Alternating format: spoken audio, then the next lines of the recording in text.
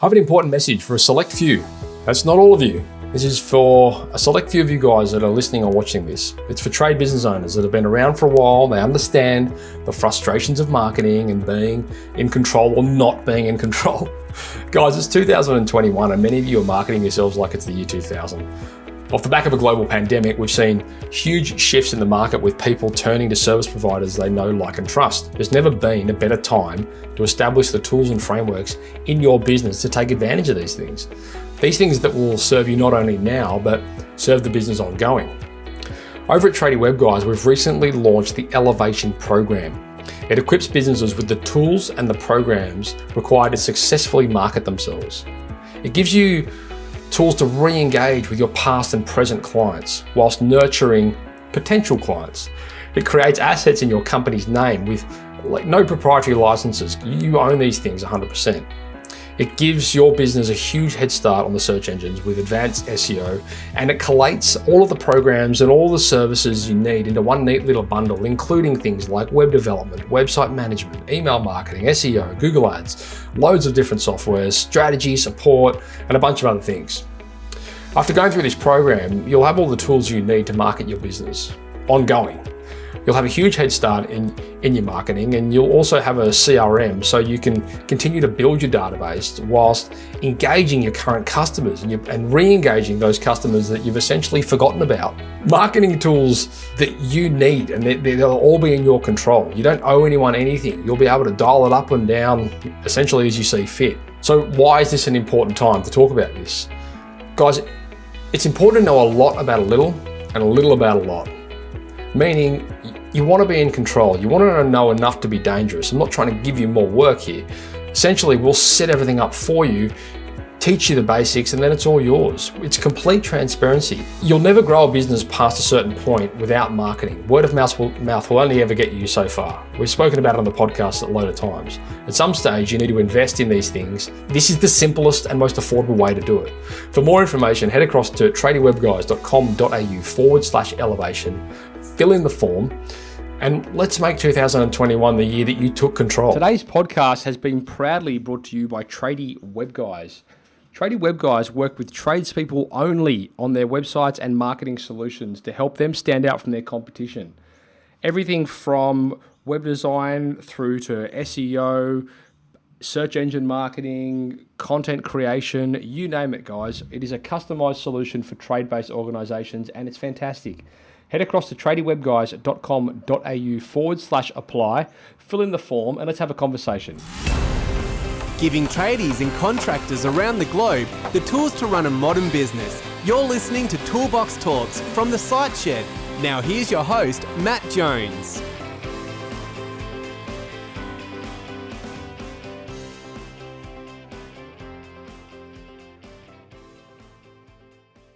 Barry, welcome to the Site Shed podcast. Matt, so stoked to be here, man. All the way from Indonesia, Bali, yeah? Yeah, absolutely. I can tell by your accent. Where in Indo are you? We're in Bali. Canggu. Oh, nice. Okay, yeah. And you've had a year-long surfing pilgrimage by the sounds of things? Yeah, I've been here. It's funny enough, I moved here just before things went crazy in the world by freak chance, and I decided to take up surfing. It's been interesting. Yeah, it's good fun. I've seen some things float across my Facebook every now and then of you pulling into some waves that I'm insanely jealous of. Although it's been pretty good here at the moment, so I can't complain too much. Yeah. And life's good over there. You enjoying living in Bali? Yeah, man, life's good. Like the people are beautiful. Like it's a great place to live. It almost feels a bit sheltered from all the craziness. Yeah. In the other parts of the world as well. The weather's good and the surf's just about always on. COVID situation okay? Manageable? Yeah, I mean, like it's crazy. You're supposed to wear a mask when you ride your motorbike, but yet you can train and go to cafes and restaurants without it. Like it's right. It's more about compliance, I think, over here than anything else. And like I've had friends that have caught it and recovered and survived, and like everyone just seems to kind of like get on with it, not create too much of a fuss. Yeah, I think it's probably, but in the serendipity of COVID, it's probably there's been less people in the water for you, so it's probably a good time to learn. It can be pretty crazy over there. We got married over there, actually. We got married in Bali because we're all mad surfers. So we did the week in Uluwatu and did our honeymoon in Lembongan. Yeah, Lembongan's got some great breaks. Oh, it's a great part of the world.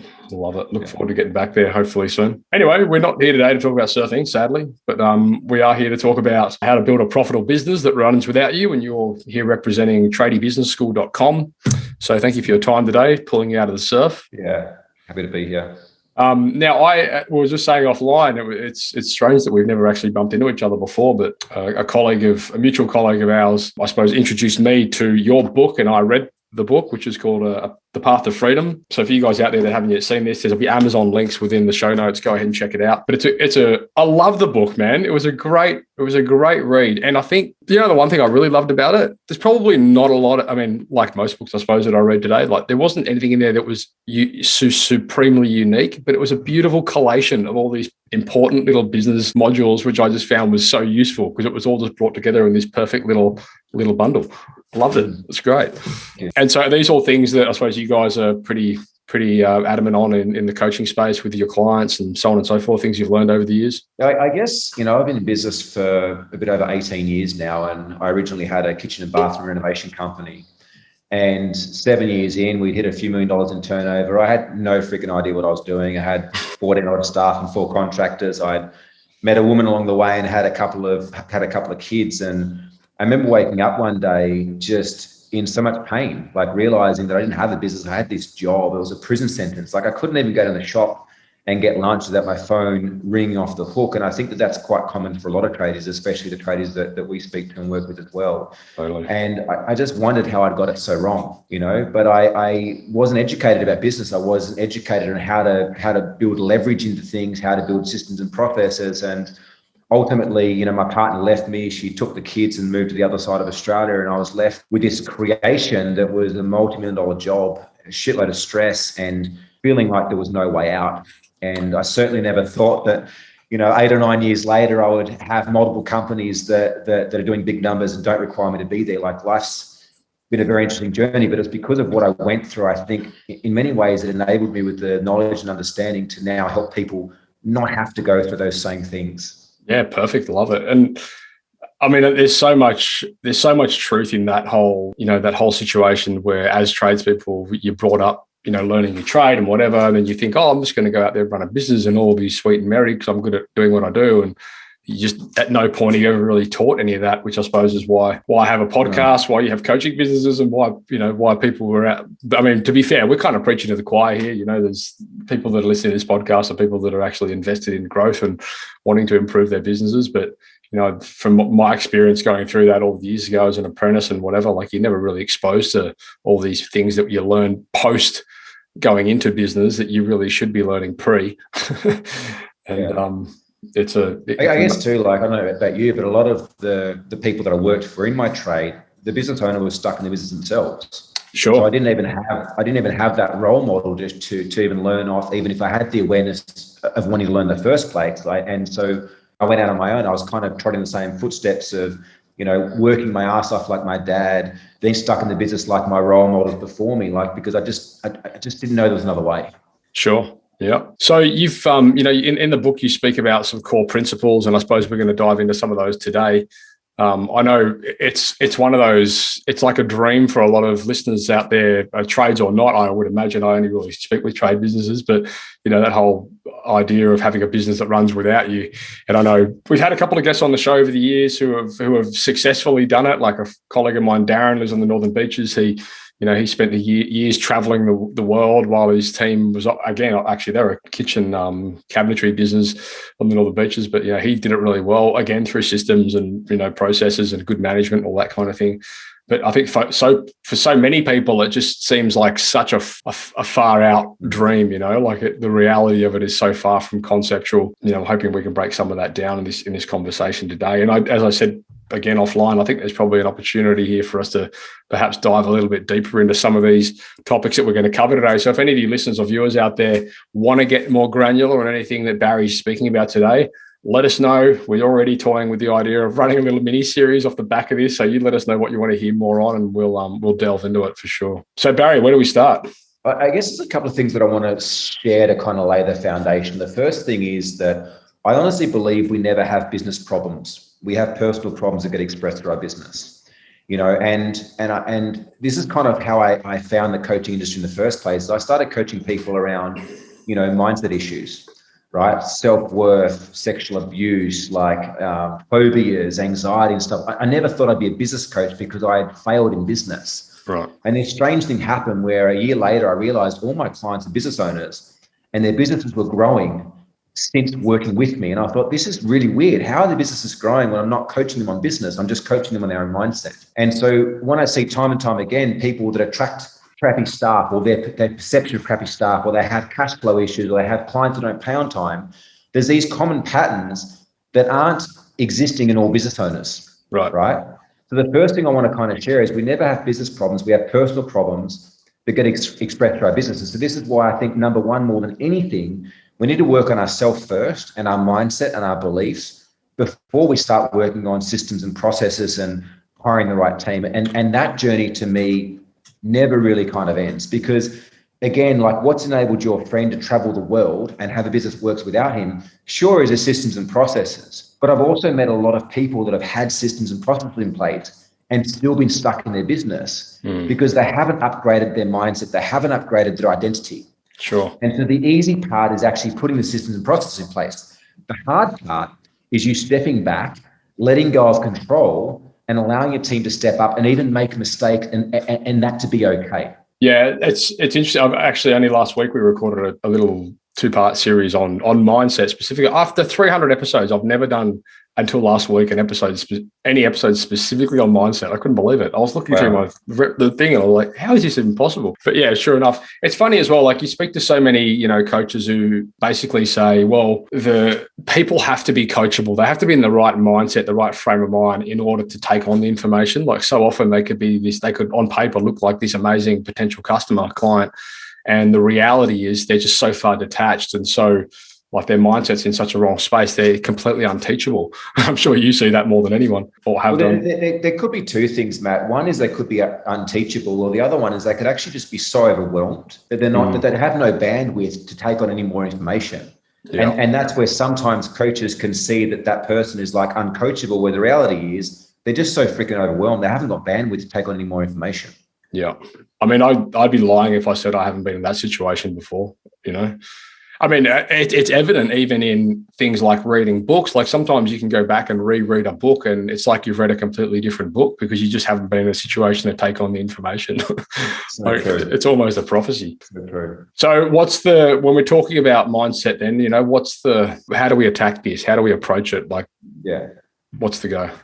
It's a good question. I guess, I'm by no means more intelligent than anybody else. I often look back and it's like, what's got me to here? Because I guess after 18 years, there's almost a disassociation of the pain and the suffering that I put myself through. And I put it down to one thing, and that is never giving up, right? Like right now, wherever you're at in your trades business, it might seem like it's a huge step to even be in a position where you're consistently profitable and paying your bills, let alone having something work without you being involved. But the number one thing is just be determined to never give up. Right? If every single day you get up and you take a step towards achieving that goal, that dream, eventually you're going to get there. The only time you won't get there is if you give up, right? So realize you haven't actually failed until you stop trying, right? The other thing to realize too is that any time we perceive that we failed or there's a problem or challenge, the easiest thing to do is just put a step or a system or something in place to ensure that doesn't happen again, right? Right now, you might be fighting fires all day, every day in your business. Rather than being consumed by all of that, look at what's one thing I can put in place today to ensure that doesn't happen again. And if you do that every single day, in a year's time, in 2 years' time, in 3 years' time, holy shit, like you and your business will be in a completely different situation than where you are right now. But it's also very easy to get caught up in the overwhelm of like, oh, I'm not profitable. I've got crappy staff working for me. Clients aren't paying me on time, like all the problems that are there. Just work on fixing one thing every day, every week, every month, and realize that eventually you will get to a position where you haven't got that to-do list that's 100 lines long. Yeah, and I think that's where a lot of people, they clam up. It's like there's just so much to do. Where do I start? Kind of situation. So is there a process around that? Even do you teach your clients on how to, I suppose, okay, well, let's find the biggest bottlenecks and let's address those ones first because that's holding back blah, blah, blah. Is that sort of how you take it? Yeah. There's two processes I talk about in my book. One is the task audit and the other one's the opportunity evaluator. The task audit was a process that I created and I used every single week until I was operationally free of my business. And it's super simple. It's basically a spreadsheet where you track for a week to 2 weeks every single task and item that you do, both personally and professionally. I wanted to ask you about this because this is something that I've read this over the years in many different books and whatever. And my biggest problem, and after I read your book, I'm like, I'm going to do this again. I'm just going to see what actually happens here during the day. And I just, for the life of me, I just don't write things down. Like I get caught up doing a task, I don't write it down, and then I forget about what I've done. We've got this really cool app where every day the whole team has to basically fill in this form, let everyone know about what they do each day, what they're doing tomorrow, so on and so forth. It works great for everyone but me. I'm the biggest bottleneck in the business there. So do you, I don't know if I need to set myself a timer or I need to do something, but it's just me and my team nuts. Well, two things that I did. One is I sat down and I wrote as many things as I could physically remember that I do in a week, both personally and professionally. And I'll tell you why you got to do it personally as well in a second. And then I would set a half an hour block every Monday morning before anything, like before the phone started ringing, before the doors opened. And I would sit there and review, has there been anything extra that I've added on the list, or has there been anything that I've passed on to somebody else? Once you've got that list of things, you go down and write, how much time does it take me to do it? At what frequency? Is it daily, weekly, monthly, fortnightly, annually? And then is it something that I can class under one of four categories, DOCS? Is it something I can delegate? Meaning delegating is to somebody in your organization already. Now, whether they're there at the moment or whether you want them to be there in the future is irrelevant. But is this something that eventually I want to delegate, right? Don't worry about when or how. Just put down, it is something I can delegate. Is it something I can outsource? Like, am I doing my SEO and writing blogs when I can outsource to someone like you guys, right? Is it something I can outsource to a contractor outside of my company? Is it something that I should continue doing because I love doing it, I'm great at doing it, or it's important for me as the business owner to do it? Or is it something I should stop doing because it's just not making me money or getting me time or moving me towards my goals, right? And obviously they're the easiest things to do. Then as you start to kind of get on top of that list, it's like, okay, this week, what's one thing that's just really giving me the shit that I don't want to do? Or what's one thing that's consuming a huge amount of my time? If I look down, if I'm spending time through the week cleaning my house and I don't love it, and I got to hire a cleaner for $25 an hour, just hire a freaking cleaner because that hour that you've saved, you can put into quoting more jobs or selling more services or operating a team. So start to work out what your time is worth. And a mentor told me a long time ago, he's like, Barry, he's like, stupid people spend time to save money. Smart people spend money to save time. And this was the big flip of me moving out of that employee mindset into the mindset of business owner. I'm like, I haven't got much money, but I'm using all my time doing shit that I don't enjoy doing and that are low value tasks. I've got to hire someone else to do it. And so it was a bit of a thing to get my head around, but I hired a cleaner, I hired a chef, I hired someone to manage my emails and follow up my quotes. And that time that I saved, I didn't spend on Facebook or Instagram. I saved that going and chasing more work because more work meant more money. And that was a higher ROI of my time than cleaning my house or cooking meals, which I didn't love doing. Right. So there's a bit of a mindset shift in that, Matt. Sure. No, totally. Yeah. And I mean, I reckon that is such a great place for people to start with task management, like doing those audits. Honestly, it's amazing when you look at it and you go, holy shit, I've spent this much time this week in support tickets, client support tickets, or whatever it might be, like it's just, until you actually do that, you don't really realize where your time goes. You just think, holy shit, how's another week has gone past? Yeah.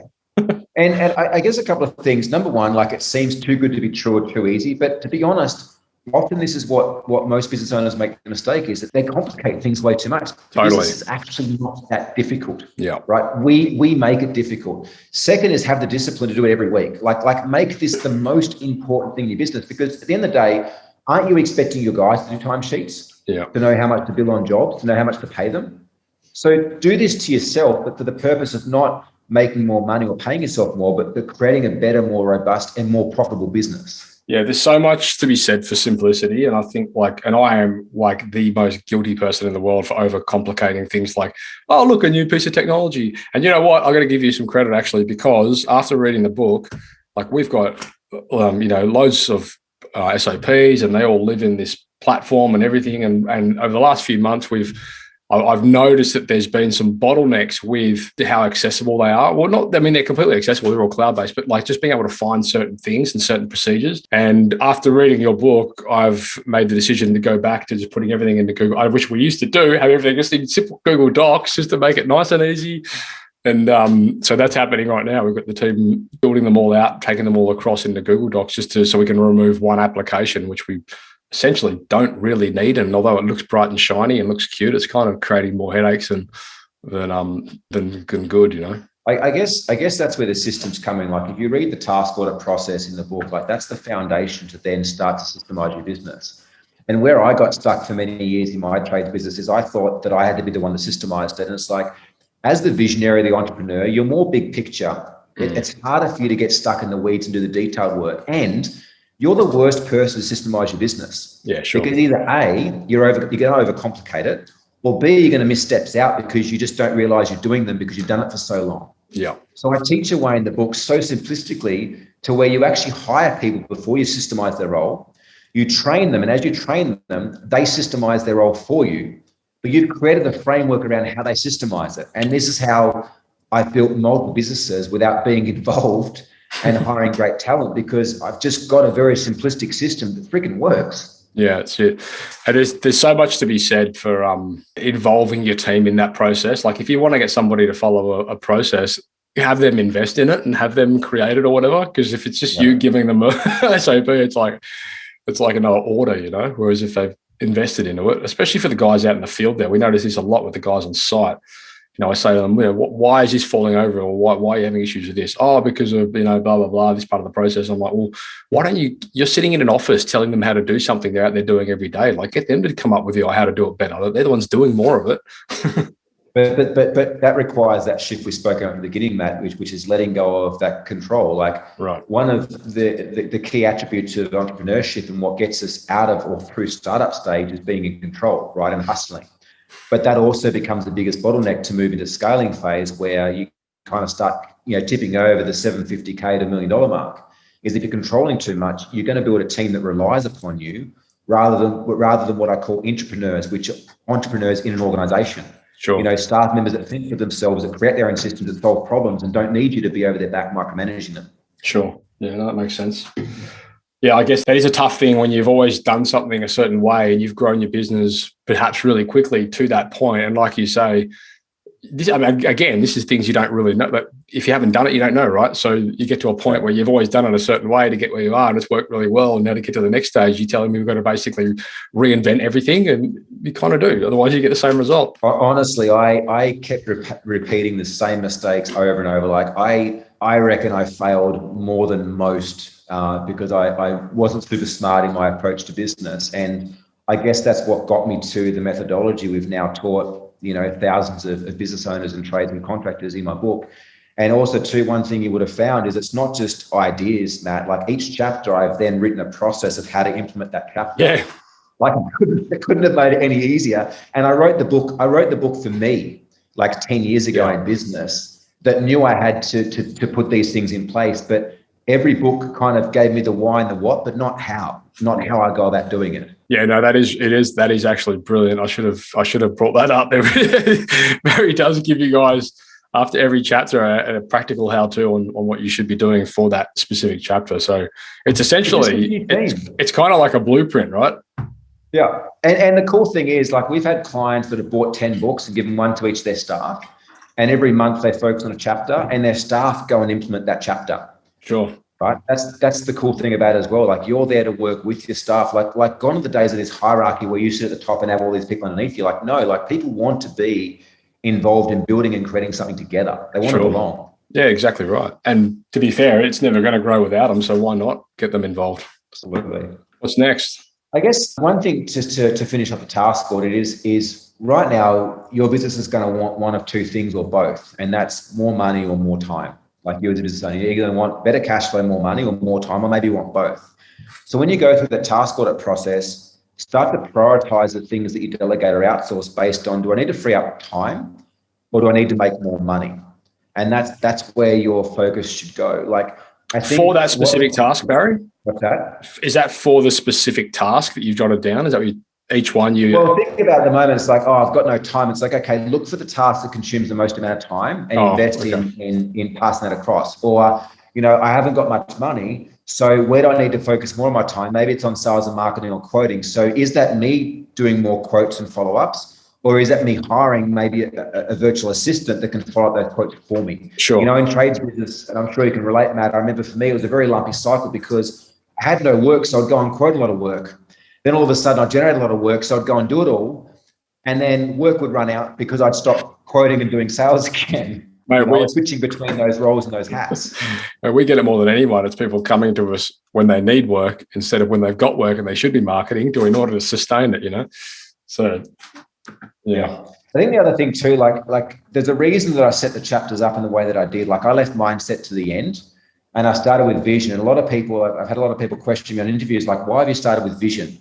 Because I guess, if you're a business owner that's overwhelmed or you need money, it's like, I don't have time to sit down and create my vision. Like, I want you to tell me how to make more money. I want you to tell me how to make more time. But unless you're clear on what your vision is, and your vision, it might be something grand where you want to feed 1 million homeless people around the world. Or it might just be, I want to make enough money that I can go to the restaurant and pay for my wife and kids without checking my bank account. Yeah. It doesn't matter where it is. But if we haven't got a clear vision or a clear outcome, how are you making decisions in your business, right? How are you informing the decisions of who to hire, when to hire, what jobs to take on board, what jobs to turn away? Like you're being very reactive because you're not making decisions based on the end in mind. Do you find as well, Barry, like over the years that you've found that whole vision process, goal creation, whatever, have you found that helps get people improve their mindset and get them into a better mindset? Like once they've got they've got something to strive for. Yeah, well, I think, Matt, like everyone goes into business for some reason. Yeah. Right. And sometimes there is the accident entrepreneur that kind of like somehow found themselves in business. The next thing they've got this multi-million-dollar company, no idea how they got there, no systems in place, and everything's burning around them. Right. But I think that, to some degree, everyone's got an idea of what they want or what they wanted to create, small or big. Yet business has a way of consuming us. It's like surfing, right? The swell sometimes a good swell has a way of moving you off the mark of where you should be to catch the wave. And so unless you're onto those landmarkers and constantly checking it where you're out in the water, next thing you know, you're in the wrong position. You miss the perfect wave, you get smashed by a wave. Business is the same. Yeah. Right. You need to understand like where you want to go, and you need to build in time into your weeks, into your months, into your year to constantly reflect on that, to know whether or not what you're doing is moving you closer to it or away from it. And if we're not reflecting on what that vision or what that goal is, like, again, how do you know what position you're at in your business or in the third analogy, in the water? Yeah. It's one of those things that, especially, for in the trades with all the blokes, like it's kind of like this rainbow and unicorns sort of thing, like exercise that you try and get people that they need to go through. It's what it seems like to them, but they don't really understand the importance of putting that into play. Do you know why? No. Well, because in many ways, like us coming through in our apprenticeship, we've almost built this mechanism into feeling a sense of self-satisfaction, self-worth, self-love, pride in seeing the outcome, in the completion of the job, right? We celebrate when that job's done, when that kitchen's fitted off, when we've, received the final check from the client. And so what we're talking about here is intangible. There's not necessarily something we can sit back and look and admire. And again, that's what blocks us from really kind of, I guess, stepping back from our business, is that we need to start to build a sense of self-satisfaction on a feeling internally rather than seeing something externally. Yeah, sure. Yeah, and I guess that's just, I won't say it's harder to quantify, but it's just a different way to quantify it, right? Absolutely. It's different. Okay, that makes sense. So what next? One of the things that's popped up as we've been chatting as well, often a kickback my guys get when they're chatting to traders on the phone is, oh yeah, but like I don't want to build a business that works without me. Like I love being on the tools. Sure. And this is what I want to say for that is it doesn't matter what you love doing, but until you build a business that can work without you, you've got a job, right? And if you've got a family to feed, if you've got employees that require an income from you, you've got a responsibility. And you're running a very, very high risk having a business that needs you. Yeah. I've met so many tradies that have come to us after they've fallen off a ladder and their business went kaput for 6 months, no income coming in, staff had to leave, couldn't afford to pay their family. And these are things you're not necessarily thinking about when you're a fit young lad and you're out there on the tools hustling every day, but that is the reality. And so I think that the core goal of everyone that owns a business is how quickly can we get to a position where this thing will work without us. We can take a week or a month off and it still works, it still operates, maybe not as well, but it still works, because then you have the choice. I'm choosing to now be on the tools because I have people in the office that are managing quotes and managing sales and managing order and actually being involved. Yeah, and that is a big thing. And I think and over the years, there's so many coaches and things out there that try and sell that whole get off the tools approach, when the reality is they want to stay on the tools and get rid of the other shit. They've never done accounting or bookkeeping. They've never done, all the invoicing. They've never done HR. They want to outsource that stuff, which again is a kind of a testament, I suppose, to, and perhaps we're going to come around to this. And if we do, then let me know. But, that whole philosophy around creating systems and processes, it's going to be extremely hard for you to ever get somebody in to replace you in an area of your business, or a team member or something like that, in something you don't want to do or you shouldn't be doing, so you can focus on what you want to do if you haven't documented that process down so you can train people on how to do it. I've never seen it work. Yeah. And that's, we can chat about that now because it's a good point, is, what stopped me creating systems. So I had a kitchen and bathroom manufacturing company. I knew that I needed to write systems and processes to be free. At the time, I managed to get myself out of every role except putting the kitchens into the CAD program to load up for our CNC cutting machine. Now, the crazy thing was that I sat there night after night till 2 a.m. in the morning programming kitchens. I knew that my competition, everyone else around me, had other people doing that role. That the business owner was out selling, talking to customers, doing quotes. But yet there was something inside of me. It was almost a belief that thought that I couldn't find someone to do that. But the reality is I was afraid of mistakes. I was afraid of costing me money, having someone else come in and make mistakes. And that's what kept me stuck in that role. Then I learned that I could actually have somebody else create systems for me. And the way that I went about that is I wrote one system, Matt, and I wrote the system for writing systems. And I gave it away in the book. I wrote a system that teaches people how to systemise in a specific way. And so what I did, I was like, okay, what role do I hate doing? I hate installing. So I went and hired an installer, and I taught him how to install the way that I wanted to install. I gave him the system for writing systems, and I'm like, I want you to document everything you're doing in this way. And every week I want you to create 3 systems. So every week on a Friday, he'd come back, he'd be like, here's the 3 systems I created. I'd read them through, I'd check them over.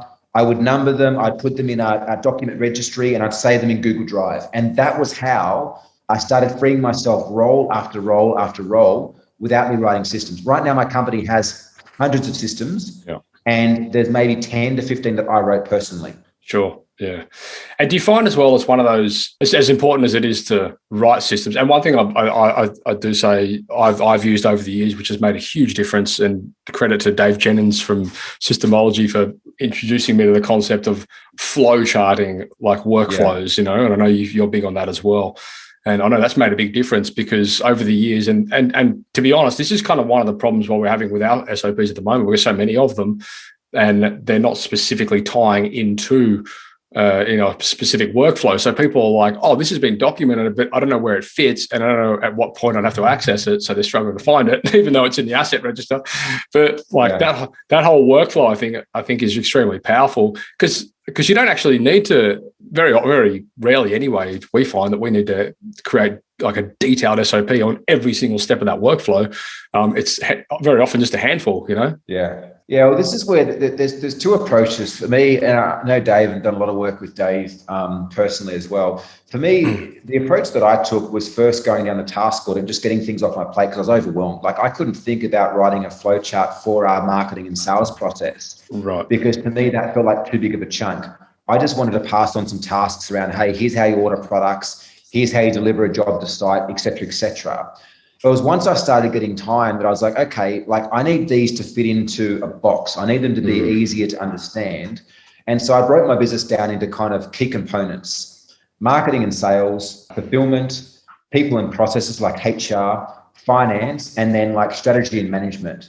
And I basically created what you're talking here, like a flow chart for each of those components. So there's a flow chart around how do we go about generating business, whether it's organic, people coming to us, whether it's paid advertising, all the way through to them handing over deposit.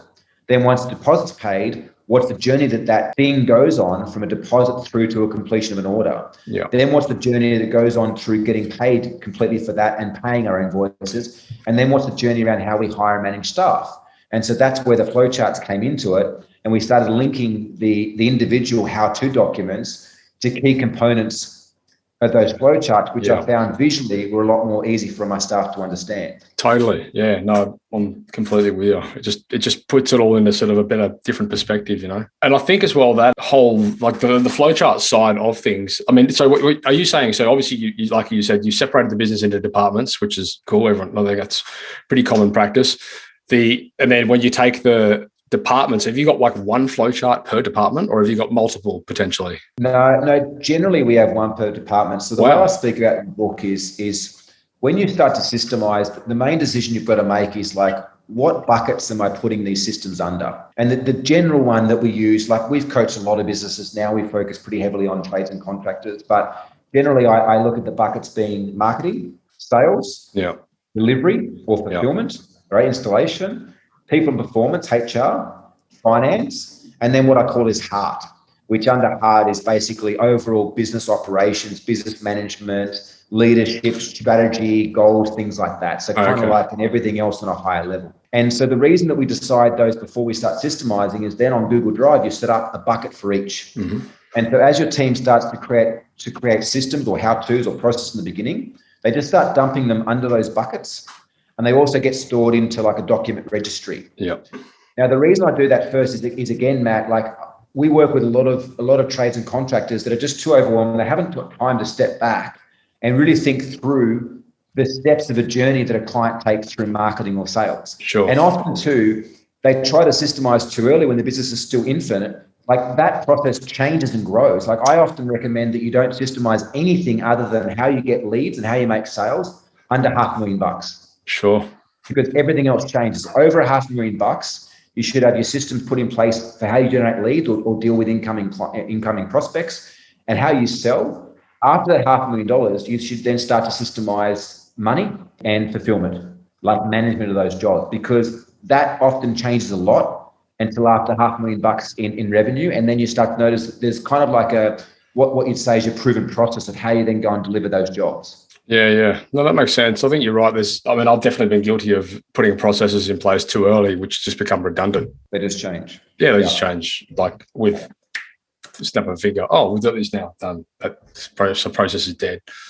So, but I mean, I suppose that brings up another topic, and I'd love to hear your take on the whole process or philosophy mindset around, system improvement, system optimization, treating them as an organism, not like a static, thing, like, what frequency we revisit them to try and improve them.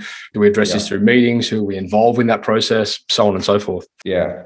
I'm going to come back to that. I just want to loop back for 2 secs. So I guess kind of our structure to try to paint a visual picture for those that might be listening to this is the first process is task audit.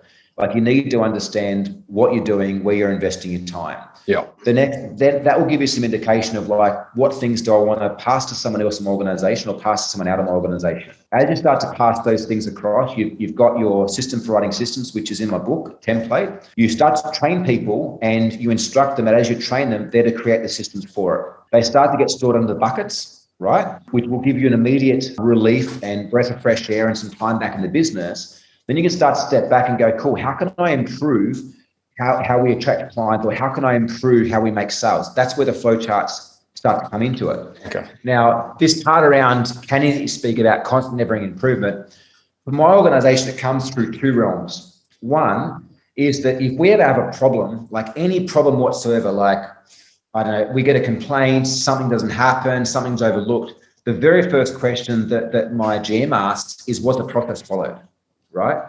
Now, if the process was followed, we then go and open up the process and we look at where is the step in this that needs to be revised or what has been missed. Mm-hmm. So that's the way that each of these systems are constantly updated, is whenever there's a problem. And what you'll find, you'll get to a position where you just don't have problems every day anymore. You do have problems come through, but they're very rare because you've fine-tuned this machine in such a way that you've ironed out those gaps, those humps and the bumps. The second time they get reviewed is where we look at, okay, how can we now start to reduce time, energy, effort, or how can we increase profitability? And that's when we might go back to a system that's very well refined, but it's like, oh, this way of marketing worked last year, but Facebook's made all these changes. There's been all these changes in the marketplace. COVID's happened. Our ads no longer working as well as what they are. What's a new way or a better way we can generate business? And that's when we'll go on, we'll fine tune a system that works very well, but it's just not working as good as what it can with the current environment. Is that? Yeah, no, totally. Yep. I mean, and this is feedback we get a lot from the community, where they might create a process on something, and for example, a new piece of equipment or technology comes into the marketplace, the process doesn't get evolved, it becomes old and redundant, so people stop following it, and they stop following all the others that go with it, and then on the next minute, no one's following the SOPs. And so that was one of the reasons I asked is, obviously we need to be improving and, optimizing and updating and revisiting those SOPs, and at what frequency. But it totally makes sense. If an issue pops up, you always go back to where that bottleneck in the flow happened, to try and address it from there. And I don't know about you, I've always just tried to fix that SOP and then go give it back to the same person and say, okay, see if you can do it now. And if it doesn't work, then go back and fix it again. And often too, it's my staff. It's like, was the system follow? Yes, great. Okay,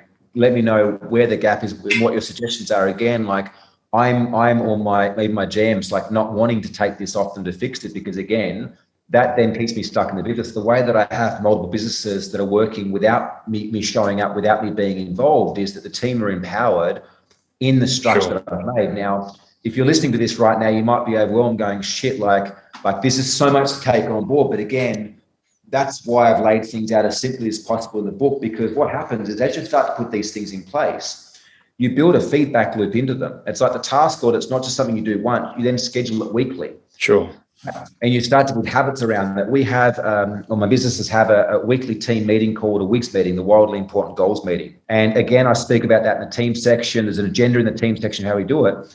The last half of that meeting is all about the issues, or the shit bits, we call them. So every single week, my GM will say, cool, what are the issues or opportunities? And all my staff will do is unload any problems, any challenges, any ideas they've had around how to improve the business. They select the top three and they solve them then and there on the meeting. And so that's a way that every single week, my businesses are becoming more profitable, more efficient, and my staff are becoming happier and more fulfilled in their job.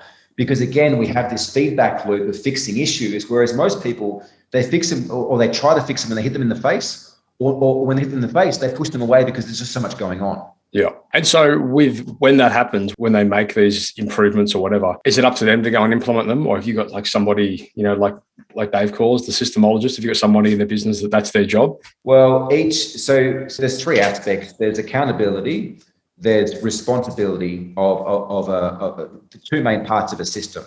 So the person that's accountable, right, it's their job to make sure that thing is achieved, right? Let's just say we want to make this sale for $1 million.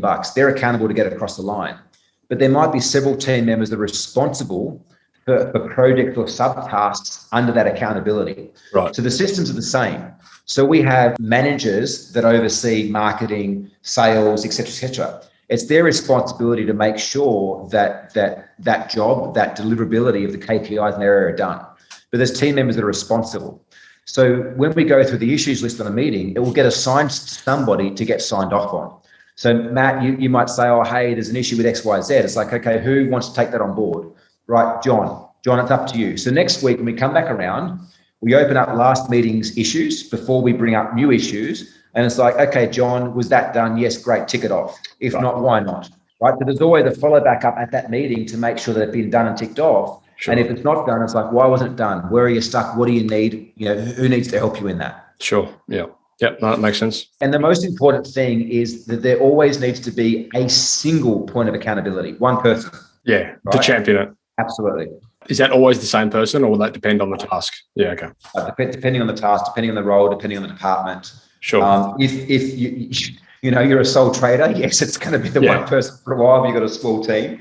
But as your business starts to grow, it's like someone will put their hand up for it. If no one puts their hands up, it will get assigned. Like my GM will assign it based on, her knowledge of who's best to complete that task. Sure. Love it. So where do we go from here? I guess again, like Like, what's the common theme that we're talking about is just being clear of where you're going. Like, be constantly clear of what that North Star is in your business. And at the moment, if you're overwhelmed, it might just be getting your time back. If you're having issues paying your staff on time, it might just be getting money in. You know, if you've moved past those kind of survival issues in your business, it's like, okay, it might begin to the stage where you can exit and have something that works without you, so you can choose what role that you play. But build in constant touch points to review, are we heading towards that or not? And this is kind of the way, Matt, that I do everything in my life, whether it's learning to surf, whether it's my relationship with my partner, with my kids. It's like I've got kind of outcomes that we're working towards, and I have regular points where I sit back and review, because otherwise we just kind of get swept up in the day-to-day of life until something hits us in the face. We realize that we're nowhere near where we think that we should be or where we want to be in that situation. Yeah. So essentially setting the plan and keeping on track towards it, measuring it regularly, making sure we're on track. I think that's a big issue too that people fall over with a lot, or businesses fall over with a lot. They set these goals that are so far in the future without breaking them down into bite-sized chunks, and it just doesn't seem achievable. It's not achievable because there's no stepping stones to get to this macro picture, And I think the cool thing is that anyone listening or watching this podcast right now, you guys are actually already doing this for your business, right? You're just not doing it for yourself. Like whether you're doing a kitchen, you wouldn't just turn up to site with a bunch of timber in the back of your van and some hinges and start to build this thing from scratch. Although they do that in Indonesia, that's not the way I know they do it in Australia and the rest of the world, right? Oh, bamboo scaffold. You go about creating a plan, right? You would then do a materials list. You would order the materials and you go through and do a cutting list. Like you would go and plan that out to ensure that when you turned up at site, you had something that fit right and looked right. Even if you get called from Mrs. Smith saying, I've got a leaking sink, you would go there and assess what needs to be done and most likely go to the hardware shop and buy the materials for that. So you're already doing these things. You're just not necessarily doing it in context of growing your business to an outcome. Yeah, I can relate to that. All right. Well, what do you reckon? Is there anything else we need to cover off on? I mean, there's millions of things we need to cover off on. Man, there's so many rabbit holes. I think, without overwhelming the people, watching, listening to this today, I think number one is do the task audit. Like I'm going to plug my book, not because I need the book sales, but honestly, like that is, 18 years of me being in business and the last 10 years of me coaching, hundreds and thousands of entrepreneurs and business owners, like into that one book. It's not going to teach you how to market and sell it and get more business, but by going through the first 3 chapters of defining like who are you and what do you stand for, will actually roll out in your marketing activities, but it will absolutely help you to create a business that's profitable and that can work without you. And, regardless of where you're at right now, is if every single day and week and month, you just move one step closer to getting there. In 3 months, in 6 months, in 12 months from now, like you'll be amazed at where you can actually get to. But the most important thing is just discipline and not giving up. Yeah, totally. And I think this is something that I've learned a lot recently, over the last few years anyway, that whole consistency, and that just turning things into positive habits and doing the right things, not ad hoc, not like occasionally, but just consistently showing up and doing them, The task audit, for example, like understanding, okay, well, I'm just going to dedicate myself to doing this this month and make sure it gets done. I mean, those little tiny bites, those little bite-sized chunks of, achievements, they just add up to these huge pictures at the end of the month or the year or whatever it might be, And I think like it's so empowering when you can see a big picture goal, when you hit a big picture goal, and when you reverse engineer that goal down into daily tasks, it's almost nothing. It's like these tiny little things you have to do consistently in a week over the course of 24 months or whatever. These add up to this goal, and it almost seems surreal. It's like, are you saying all I have to do is this to achieve this? It's amazing. Yes. And most business owners are doing 50 things, not realizing that 48 of them aren't moving them forwards. Right. There's two models in the book that will change your business's life. One is a task audit in terms of that will change your productivity, right? And give you an infinite amount of time. The second one is a profit plan, which will give you profitability. Like that tool there will show you exactly where you need to focus in terms of ensuring that you have like bulletproof cash flow and profitability in your business. Do you find, I know we've done a couple of podcasts on the whole profit first philosophy and that kind of thing. Are you familiar with that? Yeah, that's the first thing we introduced to our clients before. Oh, is that right? Yeah. Yeah. Wow. Yeah. I mean, the first thing we introduced before. I'd been running that in my businesses for many, many years before I found Mike McCallowitz, but right. I was like, there must be an even better way of doing this. And the part that changed my life was having a benchmark percentage to work towards, because I just been putting money in buckets. That was how I survived and got through, getting profitable in my businesses. But having that percentage to know roughly where you need to be aiming for, again, it's having a goal that you can move towards. Yeah, it's been such an amazing revelation for myself and a lot of the listeners and viewers out there that we've introduced that process to. And and again, I think like anything, like any area of business, having a coach or having someone that can keep you accountable and keep you on track with that sort of thing, is so powerful. So we totally recommend using implementers for profit first and coaches for the stuff we've been talking about and all that kind of stuff. Because otherwise you can fast track your results so much by doing so, Yeah, absolutely. All right. Well, that's great, Barry. I mean, we probably, as I said, we could end up down a rabbit warren of many different avenues here, but I think we probably should draw this one to a close and let the audience decide on what they want to hear more about. Do you just want to give us a quick run through before we leave on the chapters? And I mean, I know the book talks about the 9 steps to creating a highly profitable business that runs without you. What are those 9 steps? Yeah. So the first 3 is vision, right? Which is kind of like the sunset. It's the thing that you never quite achieve, but you're constantly chasing. Next is mission. Mission is more like what's the BHAG, the big, hairy, audacious goal, the 10-year goal. The third is values, which is like the compass. The values let us know whether we're on course or off course to achieve that mission and vision. Then we go into goals, which is essentially we have a process of breaking down your mission into, yearly, quarterly, monthly, weekly, daily things to do to move you towards. And again, you spoke about before, breaking down those small chunks. Then we go into KPIs, like what's the basic tracking that we need to have in place that's like the dashboard in your car to make sure we're moving towards that. From KPIs, once we have that stuff in place, we then start looking into, staffing and resourcing it, and, how do we build our organizational chart? Or what we speak about more so is like the accountability chart. An organizational chart is kind of like who's who in the zoo. The accountability is more so like who's who in the zoo and what are their key accountabilities? What are they responsible for, which we touched on very briefly before, Matt, to ensure that every area of your business has someone across it and someone keeping an eye on it. We then go position descriptions, right? Like what are the position descriptions for each of those roles? What are the KPIs and position descriptions? And then we jump into systems, right? Which is like task audit, the system for writing systems. And then a really cool thing, which is, went through Dave Jennings' stuff, which was great. We had all these systems, but I'm like, how do I automate these? And that was where we used a very, very simple tool, Asana, and we linked Google Docs into Asana, which allows at any point in time, me or anyone in the organization to have transparency around, is someone doing their job? The other cool thing too is if any one of my staff members is sick or has a day off, they assign their login to Asana to another team member. And even though that team member is not trained in their role, they can conduct their role with incredible efficiency at a whim notice because of how we set things up, automated through Asana. So we teach that process. We teach hiring, how to make sure that you hire incredible staff so that you can actually exit and ensure that the staff are going to do the right thing even when you're not there. We dive into some more around team, like how do you set up your meeting structures? How do you set up your agendas? How do you build a culture that actually wants to work while you're surfing? Like my team, there's no jealousy, there's no bullshit. They're happy for me doing what I do because they understand my role in the company and they're driven by their own role and they feel like it's their business.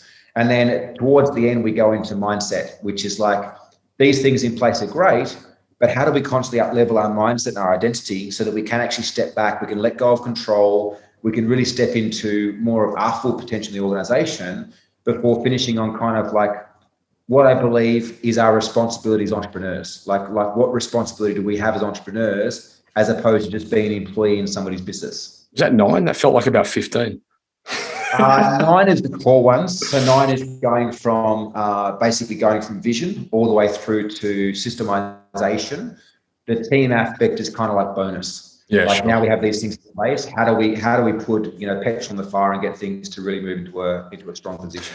That is a big issue that's a big issue for businesses, period, but especially in the trades, that whole hiring and retention conversation, which I know we've put a lot of work in the podcast in with guests over the years in the podcast to try and help streamline process and alleviate some of those obstacles that they typically encounter. A lot of it in the way of just being able to provide, a career path instead of a job. The difference between, that is often a standout between you and your competition. I know a lot of guys have had a lot of issues with that over the years. There's a couple of our clients. One's Harmy Williams, he owns Wycon Concreting in Geelong. Another one, Jack Chalice owns Geelong Plumbing and Gas. And they both had similar issues around attracting good talent in Geelong, and especially harming the concreting industry where you don't really need a certification. Right. And again, it's marketing and positioning. And so we work with them on their vision, mission, and values and creating that. And it's incredible now, Harmy's, like, Geelong's booming right now with everything that's happened in COVID. They're charging a lot higher prices than the local competition, winning a ton of work and actually bringing on board some incredible employees. But something I love about what Harmy and Jack have both done through their career path is they've created investment opportunities for their staff. They're teaching their staff how to invest their money, how to build wealth outside of the business, which again is very, very attractive for people to want to be involved. Like a lot of tradies we speak to in the early days are like, oh yeah, like staff, they just want to rock up and do their job and go home. They don't. They think that, but they don't. They want something more for their life, but you've got to scratch the surface and give a shit enough about your employees to ask the right questions. Sure. To understand what it is, to then build the career path for them. Yeah, no, it's 100% true. And I think, so often it's easy to pass the buck and pass the blame, down the line, when the reality is you're just not leading them the right way. And perhaps through no fault of your own, you've never had to do it before, like we're saying before, but you can learn these things. These are all skills, right? Like all this stuff can be improved. Yeah. We have a client of ours we work with to build an automated recruitment process that we roll out to all our clients now, where basically he's a carpenter, he's got a carpentry business in New South Wales. He turns the ads on and within days he's got, tons of applicants coming through. And this process is automated where it vets them all out. And so what he ends up in the end is like 10 to 15 really high quality applicants that he goes through an interview process with. But again, like you've got to have gone through it to get there. Sure. It's very easy to be at the beginning where it's like, there's no good staff out there. I can't attract good staff. It's like, yeah, because they're going to companies that matter. They're going to companies that have strong vision, mission, and values and actually give a shit about something greater than just going and doing the job and getting paid. Yeah. Yeah, love it. All right, mate. What do you reckon? Should we wrap this one up? Yeah, let's do it. Man, we could talk for so long. So just to recap anyway, for you guys have been listening to Barry from Tradie Business School. The website's tradiebusinessschool.com. If you've got any questions, guys, by all means, you can either send them through when you see this podcast come out in the community. I don't know, are you in the group, Barry? I'm not sure if you're in there yet. I'll invite you into the group. I'll make sure I jump in there. I'll send you the link. But if you've got any questions, let us know, guys. And again, if you have any follow-up questions or if there's any part of, first of all, go and read the book. It's a super easy read, and it's one of those books where you'll end up taking loads of notes like I have here. Go and read the book and get across the topics of the chapters that Barry's just discussed. Got any questions or you want us to do a deep dive in anything further, then let us know and we'll tee it up for you. So just send an email, we'll let us know on social, whatever, and we'll sort that out. Barry, I think that's pretty much it. I'll have all the links to everything in the show notes, guys, including the links to the Amazon for Barry's book. Definitely go check that out. Mate, I think that's a wrap. What do you say? Yeah, Matt, thanks so much, mate. I really appreciate having me on, and I hope you guys have got something out of our conversation today. Thank you for listening to another episode of Toolbox Talks. If you're liking what you hear, then you can head across to thesiteshed.com where you can join our community by signing up to our Toolbox Talks. You'll get sent a weekly notification, which is basically a highlight of everything that we've spoken about during that week, along with any other industry news that may be relevant or specific to the trades.